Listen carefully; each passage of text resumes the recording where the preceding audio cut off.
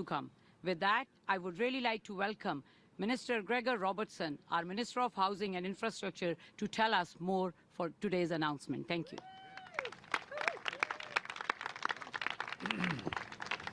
Thank you, Selma. Hi, everyone. Bonjour à tous. Thank you to Selma for getting us started here on your home turf. Great to be here today in the sunshine of Toronto with Prime Minister, Mayor Chow, all of our colleagues here from Toronto Caucus and Council. Thank you for joining us. Special thanks to our Parliamentary Secretary for Housing, Infrastructure and Communities, Jen McKelvey, former Deputy Mayor. We've got a few of our ex-mayor and deputy mayors stepping up into this important time for us. Merci aussi à tous les organismes communautaires et à nos partenaires qui sont ici aujourd'hui. Since becoming minister, I've spent a lot of time on the road, meeting with mayors, with premiers, indigenous leaders, community housing providers, builders and workers, like many of you here, all across Canada, whether it was on construction sites in BC or it was at the council tables in the Maritimes or here on affordable housing projects in Toronto. There's one thing I hear consistently: Canadians are ready to build. Cities have projects, our community builders, nonprofits have plans, our builders are prepared to get shovels in the ground. They're asking us to work together, to move faster, and to help them get those homes built. And those conversations have certainly reinforced something that I learned for a decade in my time as Mayor of Vancouver. We make real progress on housing when every order of government pulls in the same direction. And that's exactly what we're doing now to tackle the housing crisis. Across Canada, Build Canada Homes is bringing partners together, unlocking projects, helping communities turn plans into homes. And I also understand the pressure that cities are under, cities like Toronto and across Ontario in particular. I've sat in the council meetings where we knew every project mattered because it meant many more people could finally find a place that they could afford. C'est pour cette raison que Maison Canada a été créée pour bâtir plus de logements plus rapidement dans les collectivités où les besoins sont les plus grands, where the need is greatest. And Toronto, we're seeing that partnership in action today. This is amazing news. And it's building off of a lot of successful work to date. We've invested in Indigenous housing on Merton Road, affordable homes in Regent Park, co-op housing in Dunelm, and help support very significant rental housing projects across the city, thanks to Colleen and the CMHC team on rental. Today's announcement is a reflection of the kind of country that we are building, and that's one that invests in affordable housing alongside the new rental supply. It's one that embraces sustainability and climate resilience, modern methods of construction, and Canadian innovation and materials. And our Canadians expect our governments to work together to solve these big challenges. To tell us more detail about this important work, it's my honor to welcome our Prime Minister, Mark Carney. Merci. Thank you. Thank you. Thank you very much, Gregor. Thank you, Selma, for welcoming us here. Thanks to my parliamentary colleagues. Thanks to members of City Council, all of you. And I'll just say one thing at the start. You're going to hear a lot about different levels of government working together. And one of the blessings I have in this role is that I have colleagues who've worked at the, I'm looking for Dolly, there you are, yes, who worked at the provincial level, in the city, at the city level here in Toronto, city level in Vancouver, city level across, and that helps bring energy, insight, and a sense of purpose to what we're doing. I want to thank Mayor Chow for being here today alongside Anna Balau, our CEO of Build Canada Homes, Colleen Volk from CMHC, and my colleagues. But the mayor is here, and right from the beginning, right from the start when I got in this role, and I knew the mayor a bit from before, but right from the beginning, we agreed that Toronto grows stronger, Canada grows stronger when we work together, when our governments work together, and particularly when we build together. And I know the mayor would also agree that Toronto is one of the world's greatest cities. I think she dropped the qualifier. Greatest cities. Fair enough, yeah. I've got it, Prime Minister of Canada, I've got to be more equal, but greatness is earned, but greatness is also a magnet. And for generations, people have come from every single corner of the earth to build a new life here in Toronto. And as a consequence, Toronto is one of the fastest growing cities in North America. And that growth comes with, of course, greater demand for social services and greater demand for housing. And for decades, the simple fact is Toronto didn't build enough housing, and too much of what was built was unaffordable for most Torontonians. Prices driven up by development charges, by taxes, by rising construction costs, and a lack of availability of land. And the best way to meet the challenge that is created is to build more supply and to build it faster. To build better with new methods and modern materials, and above all, building in partnership. Building, yes, with the private sector, but also with non-profits and across every order of government.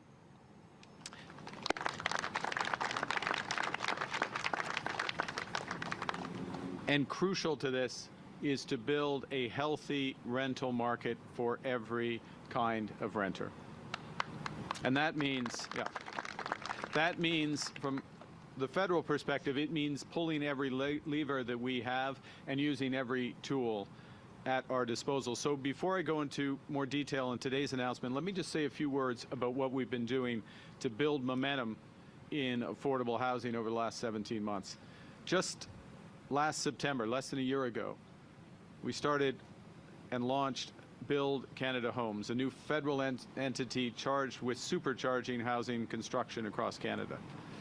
Et depuis son lancement, Maison Canada s'est déjà engagé à construire près de 17 000 logements dans le cadre de 17 partenariats à travers le pays, et plus de 1 900 sont déjà en chantier. Nous travaillons en partenariat en alignant notre financement sur le terrain et l'expertise locale de la ville pour livrer des logements rapidement et à grande échelle. I would now like to inform you that the teleprompter has ceased to function. Unlike a certain world leader, I do not view this as a conspiracy. Au cours des 17 derniers mois, nous avons réalisé deux grands projets.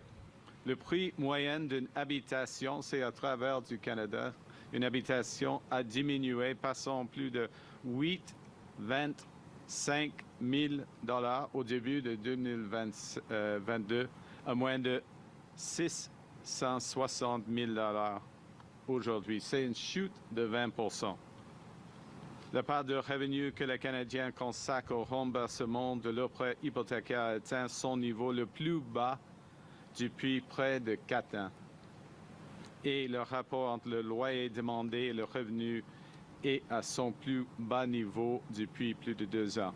So there's big progress now being made directionally on affordability. We need to do much more to get things where they need to be. That brings us right here. What was a parking lot, 2444 Eglinton, is now, as you see, a construction site for Kennedy Green, the largest affordable housing development in this province in more than a quarter century.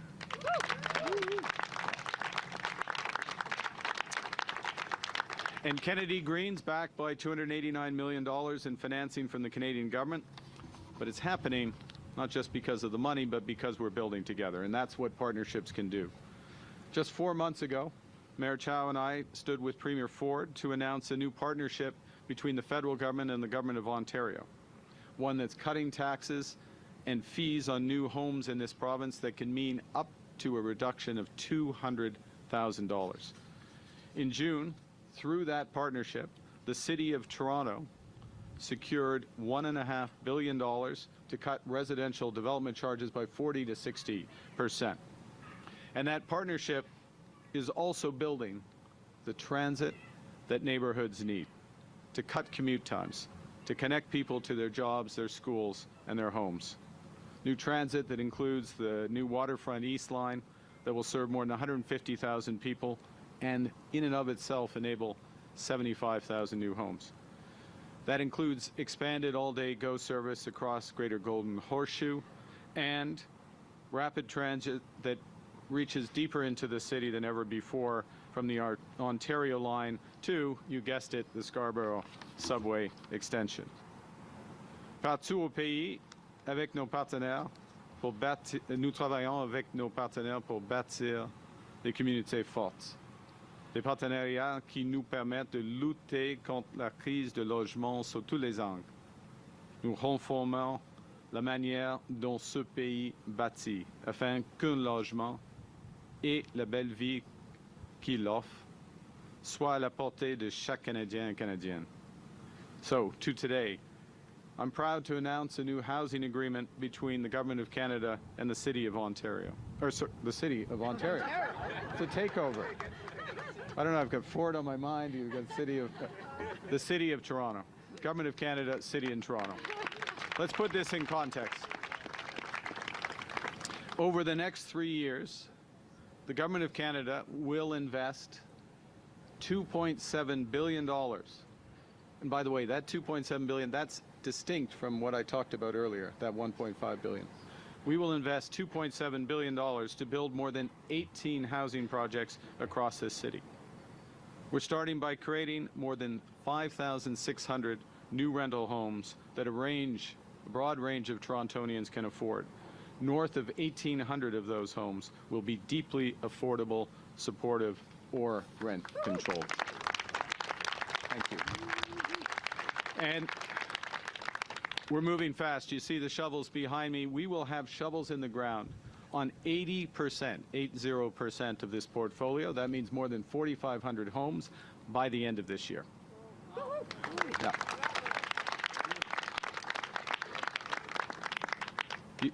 As I suggested at the start, every home in this portfolio will be a rental. And they span together the entire continuum of rental housing, from supportive to affordable homes. And it's a partnership that builds on every component of a healthy housing ecosystem. So what does that mean for Torontonians?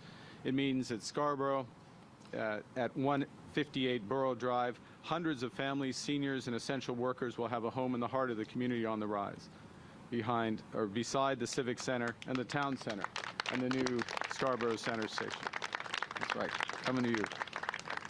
It means that the Parkdale Hub, in the West End, a new 16-story complex will move forward, finally, creating more affordable places to live in one of the neighborhoods that has been hardest hit by rising rents and rising evictions. Those are just two of the examples of the 18 projects we're announcing today. 18 communities across this city, tens of thousands of new places for Torontonians to call home. And we're executing this, we're building through two channels. First, and crucially, is non-market, non-profit housing delivered through Build Canada Homes. And thank you, Anna Bilal, for your leadership there.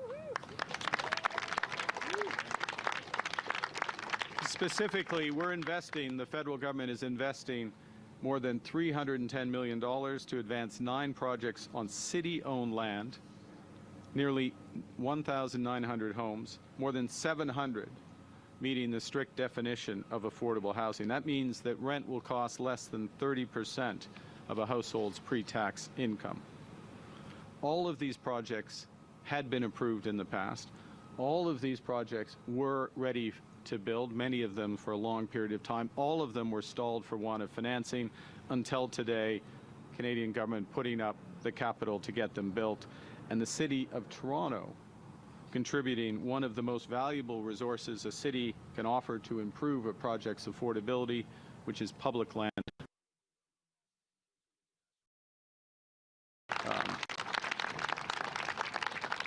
And on top of that, the City of Toronto providing more than $530 million in capital and incentives, including a 99-year exemption from municipal and school property taxes. The second channel that we're building on is market rate housing, homes built by the private sector and backed by attractive financing. And this is where the CMHC's apartment construction loan program comes in. The federal government, through that facility, is providing more than $1.8 billion in low-cost financing for 9 projects. They will create 3,700 new homes, of which 1,000 will be affordable. That includes new rental homes near Corktown on Ontario Street and the redevelopment of the former downtown coach terminal just steps from City Hall. I've been there. I went to that coach terminal. We're going further still, with up to $600 million in additional financing capacity. So that's additional capacity that's available out of that overall amount, so that the City of Toronto can move forward as soon as other opportunities become ready. So what we're announcing today is a big component of what the type of housing and the scale of housing that Toronto needs. Not luxury condos, but homes that people can afford, places that they can build their lives in, places near the subway, schools, grocery stores, for working families, for students, seniors. Now, as Gregor mentioned a moment ago, we know it's not just about what we build, as important as housing in, but it's also how we build it. So we're building inclusively. At 15 Denison Avenue, one of the projects, we're building a 100-unit Indigenous-led supportive housing development.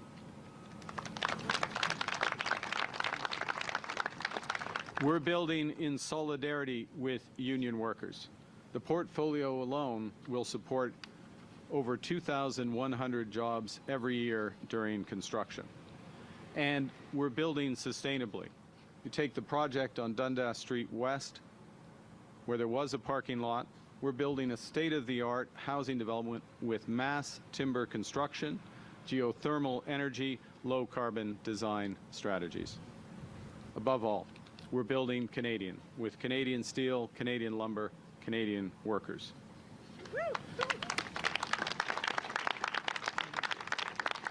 Now, I'm warming up to hand over to the mayor, so I'm going to go back to Toronto's greatness. Think of what drives that greatness: a food scene like nowhere else, research hospitals that lead the world, a tech industry that rivals any other on the planet, thriving music, film, entertainment industry.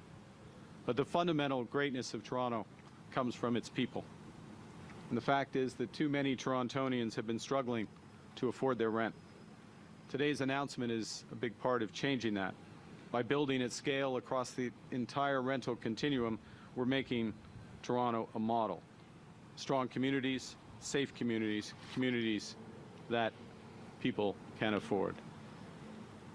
Les Canadiens et Canadiennes ont confié à notre nouveau gouvernement le mandat de bâtir un Canada plus fort, un pays où chacun a plus d'occasions d'aller de l'avant avec des communautés plus sûres et des logements abordables.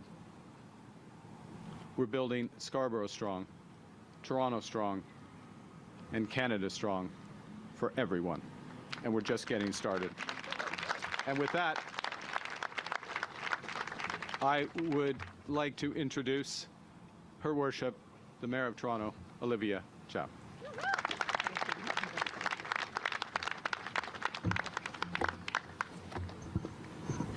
Thank you, Prime Minister Carney. I'm excited, are you? Yeah, we are happy. Thanks to the multi-billion-dollar announcement we're making today, the homes we are building will give security to tens of thousands of people. Today we're taking a strong step forward to fulfill a basic promise. If you work here, you should be able to afford to live here. Thank you, Prime Minister, for your commitment to the people of Toronto. Thank you. Thank you, Minister Robertson, Build Canada Home CEO Anna Bilal. You have always been a true champion of Toronto. CMHC CEO Colleen Volk over there. Yes, we're joined by Deputy Mayor Osman Malik. Amber Molly. Yes, okay. Local Councillor Michael Thompson. And many of the colleagues, and Councillor Chris Moyse, and many of the, well, actually it's the entire, probably, 416 Liberal caucus. All of the Liberal Member of Parliament right here. Thank you. It's It takes all of us coming together to build housing. There are city staff, our city manager, our agencies, the Toronto Community Housing Authority, the agencies, partners, they're all here working together to get housing built. Let me tell you a story about Rona. Rona is a professional landscaper. She spent her talents and her skill creating beauty in people's homes. But for years after a bad breakup, she didn't have a secure home of her own. Very depressed. When I met her, she had just moved into a new affordable home in a low-rise building that the Toronto City helped deliver. She was rebuilding her life. I walked into her rooftop. She transformed her building rooftop with plants, flowers, and vegetables. It was just magnificently beautiful. An oasis she built with her neighbors, teaching them to garden alongside her. They shared the harvest, the best tasting tomatoes and herbs in the building, in the entire neighborhood, and built a community along with it. An affordable home gave her hope and transformed her life. Right now, too many families in Scarborough and across Toronto face an impossible choice. Do they stay close to the kids' school or move further away to find something they can afford? Plan for the future or just trying to survive at this moment. And no family should have to choose. Not in a city that prides itself on compassion. 3 years ago, when I became mayor, there wasn't much affordable housing being built. I set out, together with the city staff, a plan to build 65,000 homes for the people of Toronto. The city examined every public site and put it aside for housing, those that are appropriate. We created new incentives, streamlined red tape, sped up the approvals, and changed the zoning to allow for more of the housing we need. But the nonprofit sector has no funds to build homes people can afford. So the federal government stepped in with their Housing Accelerator funds, and groups like the Cooperative Housing Federation of Canada dared to dream again. Because for 3 decades they weren't able to build anything. And where we are standing today is an example of the progress we made together. This is called Kennedy Green, Canada's largest cooperative housing in a generation. Yes, cooperatives are back. This used to be a city-owned parking lot. In 69 days, we rezoned it for housing. That's turbo speed in record time. Not 68, 69 days, yeah. This will become 612 new rent-geared-to-income, affordable, and cooperative homes. The largest purpose-built nonprofit rental co-op in the country. Stable, long-term homes for people who keep this city going. And still the housing market remains tight. We all know that. So when the Prime Minister and the new government was elected, we met in Ottawa. We talked about the need to build more homes and the urgency to get shovels in the ground immediately. The Prime Minister promised strong action. And a couple of months ago, partnering with the provincial government, he delivered, lowering the cost of building homes by helping the city build our infrastructure. The city can now lower development charges by up to 60%. And 100% exemption, no development charges, no fees at all for projects that include affordable housing. Yes, that is important. And today, the Prime Minister is delivering the second strong action. Today, I can tell you, if your rent is too high, if you're looking for more spaces to raise a family, if you've been waiting for affordable housing for years, it's coming, here in Scarborough and across Toronto. We have thousands of shovels in the ground, cranes in the sky across the city. We will build homes people can actually afford. And for the first time in a long time, rent is going down. Yes, it is, because of our collective effort. We are making this progress through our strong partnership. Today's announcement means 5,500 new homes will be built. Through both funding and low-cost financing, we're making more projects viable in these tough economic times. And we aren't waiting for years. You heard the Prime Minister said, shovels hit the ground this year. And that's worthy of celebration because we need the jobs, we need the housing right now.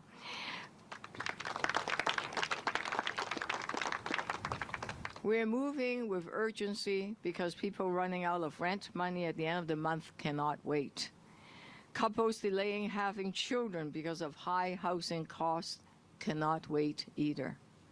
Right now, our non-market housing sector makes up 3.5% of the housing system and is only half the size of those of our OECD peers. Prime Minister, your groundbreaking task force report you penned in March 2024 with Lisa Raitt said 4 out of 10 homes built needs to be non-market affordable homes. And we certainly have our work cut out for us. But I know we're building Canada strong. We will keep building. And for Rona and for so many families like her, and affordable homes meant peace of mind, security, a stable foundation to build from, hope for the future. Prime Minister Carney, Minister Robertson, Anna Bailão, thank you so very, very much.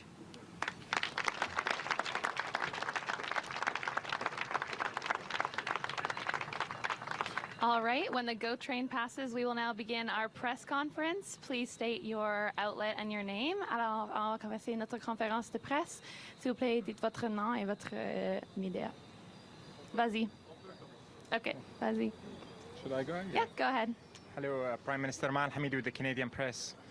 Good afternoon. The U.S. is trying to dismantle the International Criminal Court, and Washington wants to allies to withdraw membership and funding. Are you doing anything to defend the ICC? And why haven't you spoken up for the Canadian judge under American sanctions? Well, first, Canada is a proud member of the International Criminal Court. We support it with funding, we support it with personnel, we support it with our values, we support it with our actions. And we will continue to do so. It provides an essential service in a world that is more dangerous, more divided. In fact, in many respects, its responsibilities are ever greater. You know, I think you can see the attachment to which the government places to these values and the rule of law and the importance of rule of law in the appointments that we have been making. And the Canadian judge? And the judge will provide support as needed, and we work with our American colleagues on a variety of issues to work to achieve results. But our support for the ICC is unequivocal. Thank you. All right, next question. Hi, Prime Minister. Rob Benzie from the Toronto Star. I just want to ask you about Billy Bishop Airport. You had been signaling, I think the last time you were with the mayor and Premier Ford, you had interest in that project. You called it an interesting project. You've kind of changed your view. I don't know. Interesting is. Well, that's what you said. I'm just quoting you. Interesting has a quite wide range of meanings. Chinese curse, I know. Yeah. Interesting times. But no, I wanted to ask you though. You've changed your tune, or at least you've changed the policy so that you're not going to expand Billy Bishop Airport. Does that mean categorically that there will never be commuter jets there? So a couple of things. One, look, we have a series of challenges. We all do. In Canada and Toronto, and part of those challenges come from success. Part of those challenges come from, I'm going to refer back to my remarks, Toronto's greatness. One of the core is building enough affordable housing and building it now, and this is what today is very much about. Another form of that challenge is transportation. transportation getting in and out of the city. You see a series of announcements that being made. In fact, Premier Ford and I will be highlighting the Ontario line later today and the progress that's being made there. But it also, of course, includes air and other forms of transportation, people coming to the GTA more broadly from elsewhere in the province, elsewhere in Canada, elsewhere from around the world. And what we need is, and what we're developing at the federal level, is a comprehensive approach that addresses all forms of transport. The scale of what could be required over the course of the next quarter century. That includes Pearson. That includes regional airports. That includes Alto, high-speed rail. That includes the GO network, which we just witnessed, and a series of investments in cooperation with all levels of government. Billy Bishop is part of a much bigger picture, and so while possible, well, the muted ideas for Billy Bishop are interesting. Were interesting in a broader context. We did not have a policy. So I'm going to take issue with your premise of your question. We did not have a policy. What we had was an idea that was proposed, and then we did what government should do, which is to consult. And we consulted the people of Toronto. It was a very clear result of that consultation. And we took the view, as we stand by, that our investment in Billy Bishop will be for safety reasons, and then set out very clear criteria around noise, around protection of nature, around pristine heritage spots, and others that have to take into account. So the fundamental point, to finish where I started, which is that question, that issue, is part of a much bigger set of issues, and it's on us to be addressing the much bigger set of issues. We have elements of those solutions, but we will be providing more in due course. But if I may, Prime Minister, you didn't answer whether it means there will be no commuter jets at Billy Bishop ever. Well, that's what I mean, ever is a long time. I mean, forever is a long time. So but look, there is clear criteria on noise, clear criteria on protecting the environment and pristine spots, clear criteria on housing, and as I just said, maybe at some length, but let's make it clear, it's a small part of a much bigger puzzle, and we need to focus on those other puzzle pieces in the context of serving the people of the GTA, people of Ontario, people of Canada, and the people who want to come to Canada. Next question. Prochaine question. Hi, Prime Minister. Barbara with iPolitics. Did you ever get to the point of telling Premier Doug Ford that he would move forward with the Billy Bishop's expansion? No. And do you think that the fact that some Ontario MPPs are raising concerns about the Alto high-speed rail project right now is some sort of retaliation? Look, I'll just refer to my previous answer.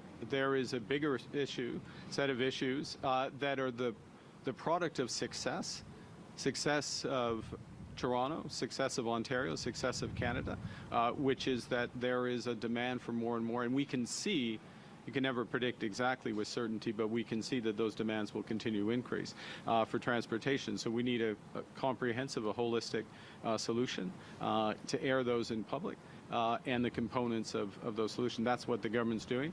An expansion of Pearson is part of that. Alto is part of that. I think greater use of regional.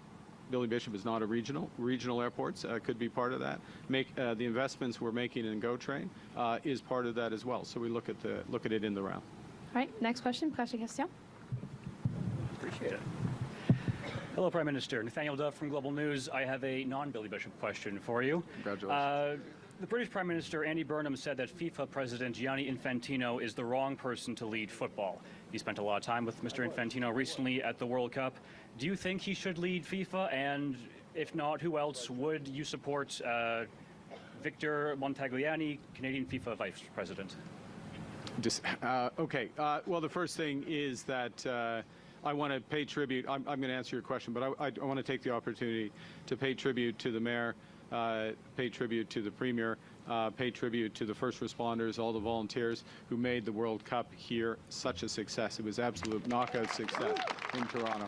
And again, the best of Toronto, and hundreds of thousands of people, millions of people, and hundreds of millions of people would have witnessed it on TV, a bunch witnessed it in person, and they bring back nothing but great stories about the people in this great city. So that's the first thing. The second thing, look, I've run a few organizations in my time. The idea that proper governance is not to disclose to your closest advisors, your chief operating officer, your fellow board members, something of consequence that you're even considering, let alone proposing, that's fatal, should be fatal, and you lose confidence in that individual. They have their own procedures for making those determinations, but certainly I don't have confidence in Mr. Infantino after this point. Given what transpired and given the nature of what transpired. Look, I'll give you an example. Carlos Cordero is someone I've known for more than 3 decades, very high integrity individual, and he was his advisor and had expertise in all the aspects of what was proposed, and he was not consulted. This is not how you run any business, a small business, let alone something that is a global responsibility like football. And sorry, my last part of my question, would you support... Well, look, he's an exceptional individual. He's credit to Canada, credit to football. He's done a very good job in his role at CONCACAF, but this, again, I'll defer to governance. I mean, there are those who make these decisions, and they're not prime ministers, but he's someone I know well and have tremendous respect for. Next question. And loves the game. Loves the game. Hello, Mr. Prime Minister. Jeff Knight with Western Standard. Alberta Premier Danielle Smith has called for concrete reforms to the equalization formula, including ending the GDP growth escalator. You've said before the formula will be reviewed before the 2029 renewal, but have you actually supported any specific changes, or is it your position simply to support the status quo until then? Well, we're not going to, I mean, we have an equalization agreement in place. Governments rely on those formula in setting their policies, and so that predictability and that financing is valuable, and yes, we're going to keep it in place. The review is for 2029 is the next update. But let me bring it back down to where we are today, which is fundamental principles in Canada. And a fundamental principle that drives this country, many Canadians in their personal lives, but also in government, is that Canadians should have access to comparable services, all Canadians. Health care services, education, we all have access to the same education. Part of where the challenge comes in and what we're tackling today is access to housing, as the Mayor said a moment ago, the ability to live near to where you work. To not have to move if you're having a child or your child's in school and you have another child and have that move. So that's not the level of equalization, but it's the responsibility to use all our levers, and that's what we're seeing here in an aspect of the housing market, so that Canadians, all Canadians, have that opportunity. All right, prochaine question. Next question. Bonjour, Catherine Moras de Radio-Canada.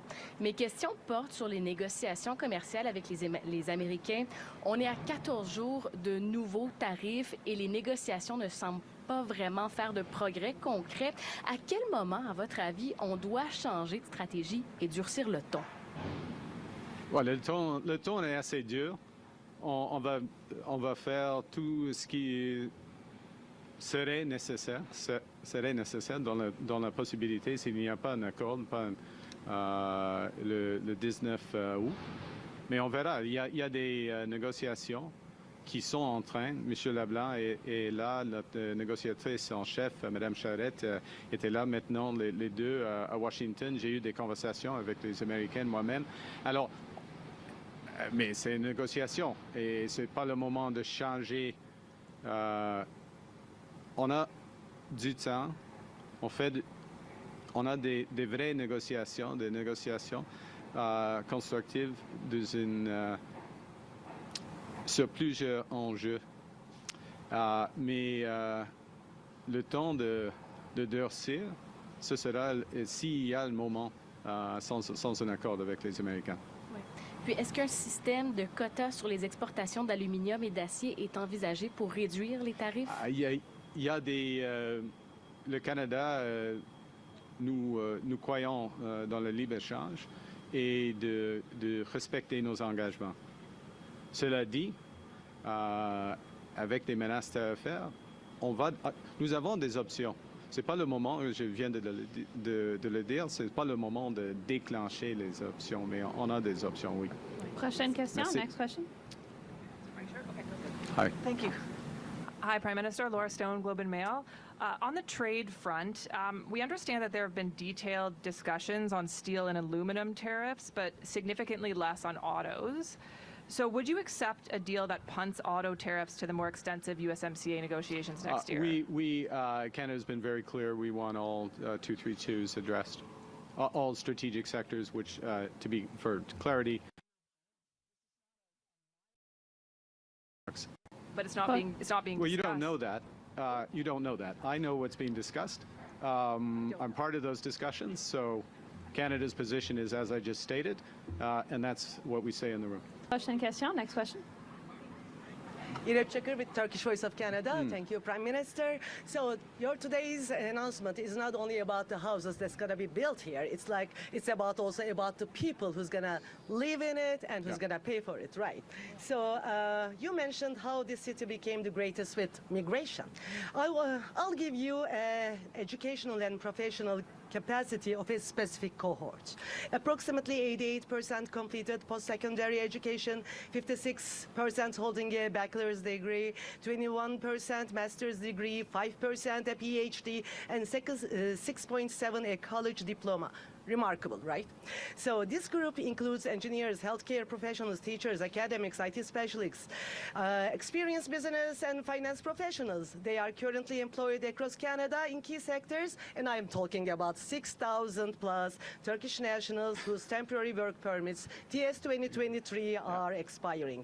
A woman named Özlem Şahin is currently walking 500 kilometers from Toronto to Ottawa just to make sure to draw attention to their situation.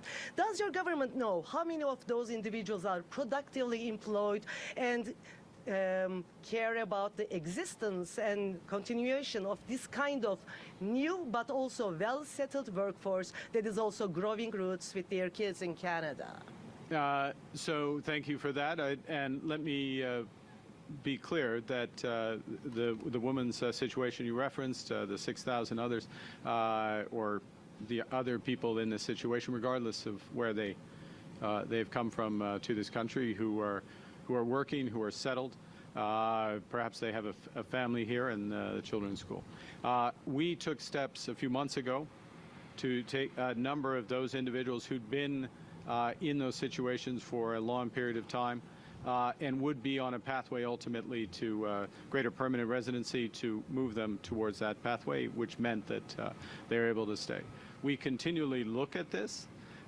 We look at it, though, within the context of our discussions with the provinces and with la capacité d'accueil, the ability of Canada to, whether it's a city or to welcome them and provide the housing, the services, and the life that people deserve in Canada. So the system, we've taken back control of the system, got on top of the numbers.